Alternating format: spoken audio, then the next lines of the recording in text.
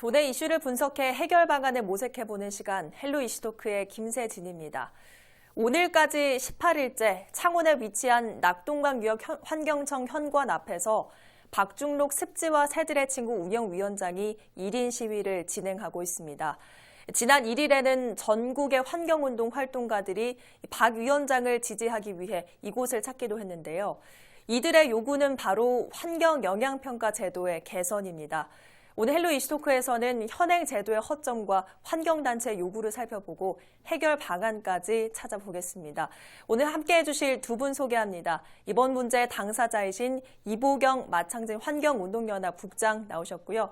환경영향평가 제도에 대한 법률적 검토를 해줄 하귀남 변호사 나오셨습니다. 안녕하십니까? 안녕하십니까? 네. 자, 현재 도내의 환경단체를 포함한 전국의 환경단체가 이 환경영향평가 제도의 문제점을 지적하고 있는 상황이죠. 예, 지난 9월 1일 날 전국의 환경단체 실무자들과 그리고 지역의 환경을 사랑하는 시민들이 모여서 환경영향평가 제도 개선을 결의하고요. 그다음 전국연대 회의를 하기 위한 간담회를 가졌습니다. 네. 그 자리에서 우리나라의 산과 하천과 숲 그리고 연안에서 일어나는 개발 사업을 사전에 막기 위해서 진행하는 환경영향평가가 얼마나 엉터리로 되고 있는지 그리고 요식행위에 지나지 않는지 그 사례들을 살펴보았습니다. 이제 그 중에서 거제 같은 경우 이제 골프장 조성 사업 예정지에 전략 환경영향평가를 했는데 네. 뭐 팔색조나 긴꼬리 딱새나 그리고 거제 외줄달팽이와 같은 법정 보호종이 아예 살지 않는 곳으로 표시를 하고 있고 번식기는 5, 6월에 아예 네. 조사를 하지 않는다든지 그리고 바다인 경사도가 낮은 부분을 산지에 포함해서 이제 경사도가 25도 이하로 조작을 해서 골프장을 얼마든지 지을 수 있게 하는 그런 네. 영향평가가 있었습니다. 그리고 사천의 대진산당 같은 경우에는 사업 대상지에서 1km 내에 그 대형 저소동물 조사를 한다고 되어 있는데 거기에는 흰발 농개나 그리고 객개나 붉은발 말똥개, 대추기고 등과 같은 또 법정 보호종이 사는데 살지 네. 않는다라고 이렇게 표현을 하고 있습니다. 그래서 그리고 또 더욱이 이런 거짓 부실 환경영향평가가 비단 경남에만 일어나는 일이 아니라 네. 전국에서 또 더 심한 사례들이 많다는 것을 확인했고 그래서 지역의 갈등 그리고 사회적 비용 이런 것들을 줄이기 위해서 환경영향평가 제도 개선이 꼭 필요하다는 것을 확인하는 자리였습니다. 예. 얼마 전에 대북녘 관련해서도 출연하셨던 바가 있는데 당시에도 사실 환경영향평가가 잘못됐다라는 지적을 해주셨던 걸로 기억을 하거든요. 당시에 이 환경영향평가의 문제점 어떤 거였습니까? 대북녘 제방공사 같은 경우에는 개성선 하천 기본계획에서 출발을 합니다. 그래서 하천 기본계획을 하기 전에 그 입지가 타당한지 전략환경영향평가를 하게 되어 있는데 그 부분은 이제 경상남도가 진행을 하는 것이고 그다음 네. 제방을 만들기 전에 실시 설계를 합니다. 이거는 이제 창녕군에서 진행을 하는 겁니다.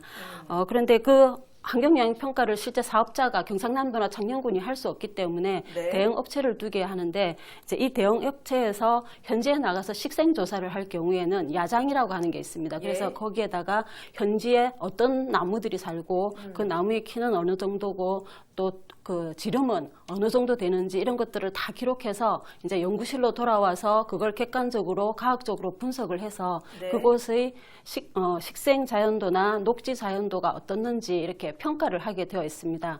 그런데 실제 야장이라는 걸 아예 적지 않고 예. 연구실에 돌아와서 숫자를 조작해서 습지 등급을 다 낮춘 겁니다. 예. 그래서 식생 자연도를 다 낮추어서 개발을 해도 괜찮은 곳이라고 이렇게 예. 표현을 한 거죠. 특히나 이제 대북녘 같은 경우에는 전국적으로 왕보들 군락지가 아주 유명한 곳인데 그곳의 왕보들 군락지는 실제로는 식생 등급으로 하면 1등급인데 네. 이곳이 훼손된 산지라고 이렇게 표현을 해서 5등급, 4등급으로 낮추는 예. 겁니다. 그래서 개발을 해도 아무 영향이 없다라고 그 환경영향평가 심의위원들이 이렇게 심의를 거짓을 잘못할 수 있도록 네. 그렇게 보고서를 작성을 했습니다. 예. 예. 그다음에 그리고 이제 누구나 가면 이렇게 수달이나 삭의 분변이나 그리고 족적, 그러니까 발자국 같은 흔적을 발견해서 이곳에 법정 보호 중인 수달과 삭이 살구나 하는 것을 알 수 네. 있는데 현지 조사를 했음에도 불구하고 그 보호종들이 살지 않는다라고 표현을 했고 또 제방이 들어서는 자리가 왕보들 군락지인데도 네. 훼손되는 수목에 왕보들은 아예 없다라고 이렇게 적고 있는 사실들이 드러났습니다. 예. 그러니까 말씀을 좀 정리를 해보면 조금만 신경을 기울이면 환경 영향 평가가 허점이 있다라는 걸 찾을 수 있다는 말씀이신 것 같은데 네. 결국 이 환경 영향 평가에 대한 관리 감독이 이루어지지 않는다라고 봐야 되는 겁니까? 관리 감독이 이루어지지 않는 측면도 분명히 존재하고요. 기본적으로 이 사안의 그 기본은 네. 환경을 보전하고자 하는 개발을 일정 정도는 하되 우리가 용인할 수 있을 만큼 보전하고자 하는 국가의 의지, 네. 또 그 의지에 맞추다 보면 기업으로서는 비용이 발생되는 이윤의 문제가 이게 부딪히는 겁니다. 예. 우리 각종 환경 법령은 환경 영향 평가를 실시하고 또 그에 맞춰서 이렇게 환경 오염 지수를 그 업체가 네. 보고서를 내도록 되어 있거든요. 그런데 업체라는 것은 이것을 측정하기 위한 시설 장비를 둔다는 것은 대단한 비용입니다. 그래서 대행사가 하게 되거든요. 근데 대행사는 그 대행사 자체도 하나의 회사예요. 네. 그래서 여러 수요자들로부터 대행을 받아야 되는데 이게 경쟁이 가게 되면 어떤 업체는 덤핑을 갑니다. 그러면서 가장 낮은 가격을 부르면서 가장 당신들에게 좋게 써주겠다고 네. 하면 업체들로서는 어차피 보고서는 형식적으로 넘어간다고 봤을 때 좀 예. 적은 돈을 내는 쪽으로 그냥 가버리는 거예요. 그래서 이게 이번에 이제 대기 오염 측정 부분에서 이 대행사들이 다 허위 보고 제대로 하지도 않은 보고서 낸 것에 문제가 돼가지고 적발이 된 거거든요. 네. 그래서 항상 이게 오래된 문제이긴 합니다만 개발이라는 그로 인해서 이윤 추구라는 어떤 업자의 어떤 측면하고 네. 그다음에 환경 보전이라는 어떤 인류 문명의 가치, 우리 국가의 미래의 가치가 이게 부딪히는 부분인데 여기서 틈새가 그런 보고서 대행 그 업체의 틈새에서 이런 문제가 생기는 거거든요. 네. 근데 관리 감독을 강화하긴 해야 되겠지만 이게 모든 것을 막을 수는 없는데 이 각각 한 부분에서 좀 이게 어긋나는 부분에 대해서 이제 나중에 얘기하겠습니다만 조금 더 개선될 필요가 분명히 존재합니다. 예. 이렇게 잘못이 드러난 사례도 있는데 거짓 작성이 된 부분이 있으면 이걸 처벌하는 뭐 어떤 근거는 없는 겁니까? 처벌하죠. 우리 환경영향평가법도 보면 지금 평가 대행하는 업체가 허위 기타 부정한 방법 또는 허위나 부실 보고를 하게 되면 네. 그 업체는 2년 이하의 징역이나 2천만 원 이하의 벌금에 처하도록 되어 있고 예. 또 행정적으로는 영업 정지를 하도록 되어 있습니다. 이번에 개성천 같은 경우도 부실 그 보고서에 대해서 그 업체는 7개월이라는 영업 정지를 받았습니다. 네. 그렇지만 이제 문제는 뭐냐면 그 사업자 네. 사업자는 대행사에게 환경영향 평가서를 받아서 제출을 하게 되는데 대부분 보면 대행업체는 잘못했을 때 처벌을 받거든요. 예. 근데 사업자는 그 잘못된 보고서를 내는 그 사업자 자체에 대해서는 딱히 처벌이 없단 말이죠. 예. 근데 이제 이 부분이 서로 공모를 하게 됐다면 네. 그 사업 자체의 어떤 운명을 다시 한번 재고해 볼 수 있는 어떤 조치가 강력하게 주어진다면 시초에 이런 일들이 좀 덜 하게 되겠죠. 그래서 현재 뭐 강력한 그 대행업자만 처벌한다고 해서 세게 처벌하고 영업 정지를 한다고 해서 이런 것들이 다 없어지지는 않는데 네. 현실적으로 대행하고 있는 이 현실에 비추어 본다면 이제 대행업자가 괜히 이제 좀 싸게 하려고 덤핑하다가 잘못하게 되면 덤핑하면 100% 저기 그 부실 보고를 낼 수밖에 없거든요. 네. 그러다가 영업 정지를 맞게 되면 이제는 점점 이렇게 정화가 되겠죠. 그러니까 기본적으로는 이 비용 구조 인식이 비용 구조라는 측면에서 안 쓰려고 하는 네. 어떤 사업자의 문제가 존재하거든요. 예. 사업자에 대해서 사업이 운명 자체가 어떻게 될 수 있다는 경고가 주어지는 그런 제도 개선도 좀 필요하지 않을까 그렇게 보고 있습니다. 예, 결국은 사업자에 대한 처벌은 좀 미미하다라고 볼 수가 있을 것 같습니다. 일단 환경단체에서는 이 환경 영향 평가가 지역 갈등도 초래한다 이런 주장을 하셨는데 실제 그런 사례가 있습니까?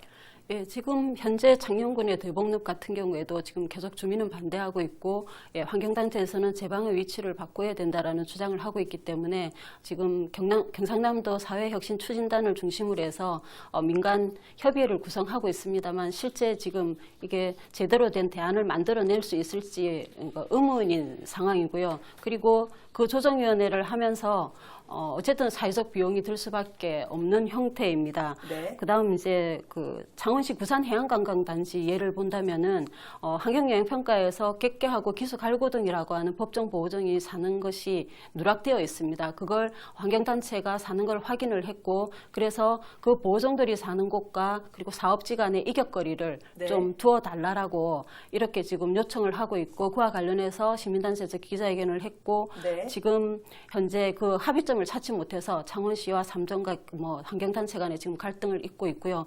그런 와중에 이제 행정 절차를 진행하고 있음에도 불구하고 주민들 같은 경우에는 환경단체 때문에 보상이 늦어진다, 사업이 네. 추진 안 된다 이런 반발심 때문에 저희 단체를 직접 찾아와서 항의도 하는 경우가 있었습니다. 그리고 남해군에 보면 창성면에 태양광 발전을 준비하고 있는데 그 환경영향평가서에는 거기가 이제 바닷물과 민물이 만나는 기수지역입니다. 그래서 이제 갈대밭을 이렇게 이루고 있는데 그 갈대를 달풀이 군락이라고 민물에 사는 달풀이 군락이라고 표현을 했고 그 밑에 분명히 갯개나 붉은발 말똥개가 살 수 있는 공간인데도 그런 개들이 살고 있는 서식굴 자체가 아예 없다라고 표현을 하면서 이제 저희가 현장에 직접 가보니 너무나 많은 법정 보호종들이 살고 있었습니다. 그래서 공사 중지 명령이 사실 내려졌고 이거는 공사를 이미 시작했음에도 공사 중지 명령이 내려졌고 정밀 조사를 하는데 무려 1년이라는 기간이 걸리면서 그 사업주는 그 태양광 시설도 지금 하지 못하고 적자에 있어서 뭐 부도가 난다든지 그런 사태까지 지금 벌어지고 있는 실정입니다. 그래서 환경영향평가가 사전에 잘 됐다면 이런 손실이나 갈등은 사실 막을 수가 있었던 것입니다. 예, 결국은 이 정확한 평가가 핵심인데 사실 앞서도 말씀을 해주셨지만 사업자가 맡긴 업체가 이걸 하게 되면 자칫 나에게 일을 준 곳, 입맛에 맞는 결과가 나올 수도 있을 것 같아요. 그래서 환경단체에서는 이 제도를 좀 개선해야 한다고 주장을 하고 있는 건데 실제로 법조인의 시선으로 봤을 때 어떤 허점 같은 것도 발견이 됩니까? 이게 불가피한 측면이 있긴 하지만 허점이 분명히 존재하죠. 이 방식 자체가 근본적으로 어떤 사업을 하고자 할 때 허가기관이 볼 때 이걸 허가해 줄까 말까의 중요한 고려사항 중 하나가 환경이거든요. 근데 그 환경에 영향이 있다 없다 평가를 사업자가 자기의 돈을 내 가지고 평가 보고서를 만들어서 제출하고 허가기관은 그걸 보고 평가를 한단 말이에요. 근본적으로 자기가 돈을 내서 평가를 받는 거니까 자기에게 안 좋은 평가를 받기 위해서 돈을 내는 업자가 누가 있겠습니까? 그래서 또 돈을 받은 그 대행사들은 돈을 내는 쪽에 좀 좋게 쓰려고 하지 않겠습니까? 맞습니다. 이 제도 자체가 갖고 있는 근본적인 한계인 건 분명해요. 그래서 막고자 강력하게 처벌을 하고 잘못 부실이나 거짓 보고를 내면 강력하게 처벌하는 그런 제도가 있긴 하지만 관리 감독이 늘 미치는 곳은 아니니까 때로는 어떤 비용의 논리, 수익, 이윤의 논리에서 이렇게 가는 근본적인 허점이 있는 겁니다. 그래서 현행 제도 외에 나중에 이제 얘기하겠지만 개선하자는 논의도 있지만 현행 제도 하에서도 아까도 말씀드렸지만은 대행업체만 처벌하는 것이 아니라 만약에 대행업체가 그런 것을 약간 부실 또는 그 어떤 허위의 내용을 하는 것을 알고도 거기 의뢰를 한 사업자 같은 경우는 그 사업 자체를 근본적으로 재검토시켜 버릴 수 있는 강력한 사후적으로라도 말이죠. 그런 조치가 좀 더 보완이 된다면 조금 더 안정화될 수가 있겠죠. 결국은 이런 근본적인 한계를 갖고 있는 건데 그렇기 때문에 환경단체에서는 환경 영향평가를 독립기관에 공탁하자 이런 이야기를 하고 계신 거죠?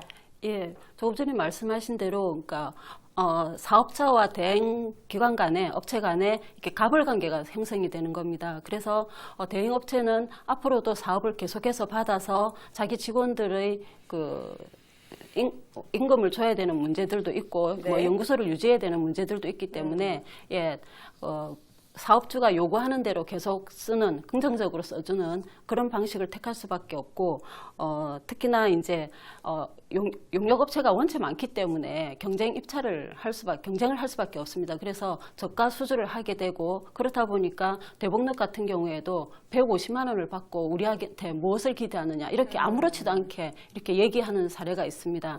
그래서 이런 저가로 갈 수밖에 없는 구조를 해결하기 위해서는 환경부 내에 독립된 전문기관을 두고 그래서 사업자가 독립기관에 공탁금을 걸고 그다음 용역업체를 선정을 하고 그 용역업체는 제대로 된 보고서를, 제대로 된 비용을 받고 제대로 된 보고서를 제출을 하고, 그래서 그 독립기관이 업체도 관리하고 보고서의 질도 관리해서 사전에 문제점들을 예방하는 방식, 그런 방식으로 가야 된다고 저희들은 생각을 하고 있습니다. 그러면 이렇게 독립기관 공탁제로 현행평가의 맹점이 좀 해결될 수 있다고 보십니까?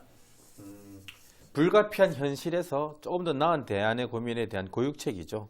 평가라는 게 기본적으로 객관적이어야 되고 네. 공정해야 되고 또 비용이 현실적이어야 되거든요.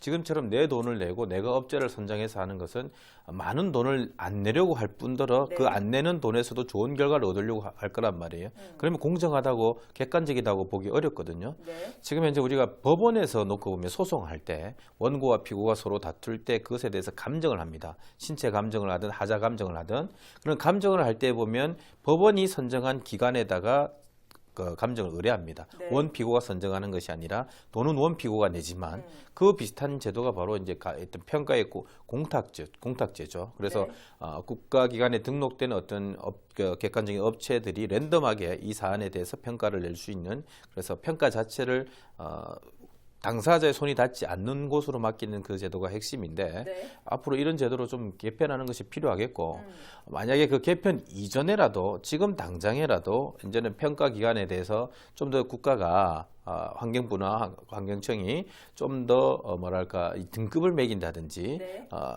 그 대행 기관에 대해서 상시적인 검사를 해서 마크 같은 거 있잖아요. 뭐 좀 우리 클린 마크 같은 거를 좀 네. 더 둬서 그 업체를 통한다면 비교적 좀 프리패스하게 되는 이런 형태로 좀 더 개선돼 나가야 되지 않을까 그렇게 보고 있습니다. 예.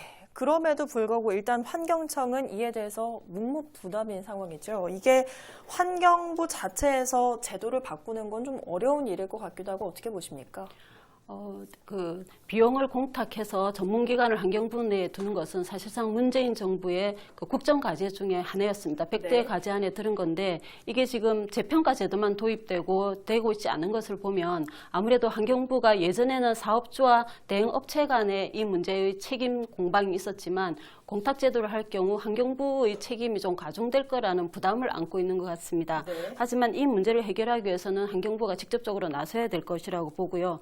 특히나 또 이 관계에서 뭐 독립기관으로서 이렇게 자리를 할 연구기관이나 뭐 국가기관이나 이런 사이에서 또 그 평가협회나 이런 사이에서 이해관계가 좀 있을 수 있기 때문에 네. 좀 두려워하고 있는데 그래도 어쨌든 이걸 좀 정리해서 꼭 좀 공탁제도하고 독립기관을 두는 것이 진행이 돼야 될 거고 특히나 지금 전국에서 일어나고 있는 환경영향평가가 어떻게 잘못되고 있고 법을 피해가기 위해서 어떤 일들이 벌어지고 있는지 실태조사부터 좀 명확하게 할 필요가 있다고 생각합니다. 이게 뭐 국정과제로 포함됐다고 한다면 더불어민주당 마산회원구 지역위원장이신 우리 하 변호사께서도 좀 경청을 하실 필요가 있을 것 같아요. 그럼요. 예. 근데 이제 결국은 이런 오래된 이게 평가 대행업체의 부실 또는 비용 낮추기 위한 이게 오래된 일이거든요. 네. 근데 또 환경부나 국가가 모든 업체를 다 검사하고 다 할 수가 없는 거예요. 그래서 또 환경부가 만약에 이런 평가 업무까지 떠안게 된다면 환경부는 정부 부처 다른 부서의 엑스맨 부서가 되는 거예요. 뭘 하자면 환경부가 반대하게 돼 있는 거니까 네. 그런 부분이 일종의 외주화가 있는 지금 현 상태거든요. 또 만약에 지금처럼 그 공탁제처럼 환경부가 이 평가 업무를 떠안아서 그것을 이제 공식 어떤 신뢰 마크, Q 마크를 준다고 했을 때 만약 잘못되면 환경부가 책임을 떠안게 되는 거란 말이에요. 그래서 밖에 두고 있는데 현 상태에서는 뭐 어쩔 수 없다고 보는데 네. 적어도 이 평가 대행 업체에 대해서 지금 현재 정해진 법만큼 관리 감독 강화하고 처벌하는 것만이라도 좀 더 세게 나가야 네. 다른 업체들에도 시그널을 줄 수 있는 거거든요. 장기적으로는 공탁 형태로 가는 것을 뭐 쉽게 예단할 수는 없지만 연구 검토를 좀 더 추진해야 된다고 보고 네. 현 단계에서는 아까도 말했지만은 사업자가 관여되어 있는 부분에 대해서 좀 조사할 수 있는 권능을 좀 더 보태야 되지 않는가 저는 그렇게 보고 있습니다. 예. 자, 그 현재 1인 시위가 계속되고 있는 게 오늘로서 마무리가 된다고 들었는데 앞으로 계획 짧게 말씀해 주시죠. 예, 그 전국 연대가 결성되었기 때문에 국회 토론회를 중심으로 해서 저희가 법 개정과 그리고 제도 개선을 위해서 노력할 것입니다. 예, 알겠습니다. 모든 사람을 만족시키는 절대적인 제도는 없습니다. 따라서 최고가 아닌 최선의 제도를 만들기 위해 비판을 수용하고 자정의 노력을 기울이는 건 공기관의 의무이자 책임입니다.